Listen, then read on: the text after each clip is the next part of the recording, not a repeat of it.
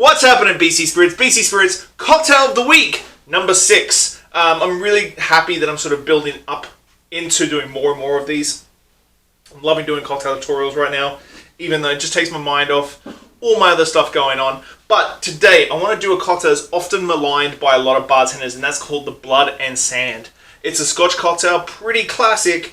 Scotch cocktails from like 30s and 40s, and it combines Scotch, usually single malt or blended, sweet vermouth and cherry liqueur with orange juice.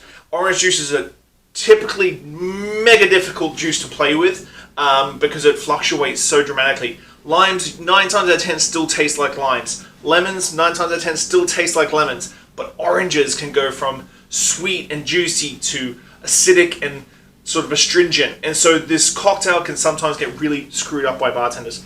So, obviously, this is BC Spirits, so I'm going to use BC Spirits. So what we're going to do today, simple cocktail, shake it in. Now, the recipe calls for 3/4, 3/4, 3/4, 3/4. Obviously, I'm not going to do that. I'm going to change it up a little bit. I like mine with a little bit more whiskey. Takes a bit of the edge off that sweetness from the cherry and from the sweet vermouth. So, the whiskey we're going to use tonight is the Shelter Point Montfort 151. I'm going to do a full ounce of that. So 1 ounce, 3/4, 3/4, 3/4. And so I do like all the stuff with Shelter Point. It works well with these other ingredients. The next ingredient is the cherry liqueur. We're going to use the Okanagan Spirits cherry. One of the only cherry liqueurs in the province, in a true cherry liqueur style, not Kirsch or Eau de Vie. Then finally, what I think is my secret ingredient to the Blood and Sand is this little bad boy, the Esquimalt Kina Rouge. Now, it is like a Kina, but with that fortified blueberry juice in it, with the cherry and the Shelter Point, it just really works. So 3/4 of that one.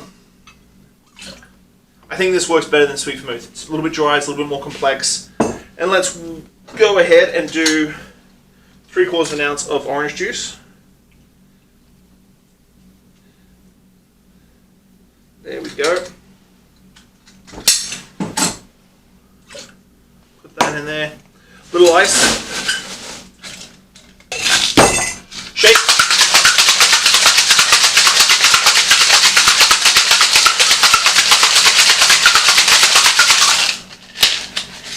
Crack. Grab a glass out of the freezer. Always chilled. Beautiful little one there. We're going to go like this.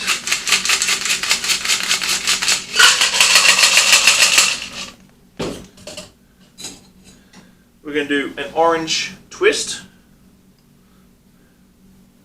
Drop that in. You can also do a cherry on this one. And this is a Blood and Sand a la BC style, showcasing the Shelter Point Montfort 151, the Kina Rouge from Esquimalt Wine Company, the cherry liqueur from Okanagan Spirits, and this, in my opinion, is one of the best Blood and Sands you'll ever have in your life using BC ingredients. Thanks for watching, guys. I thank you as always for the support. I hope you enjoy the spirit of the day.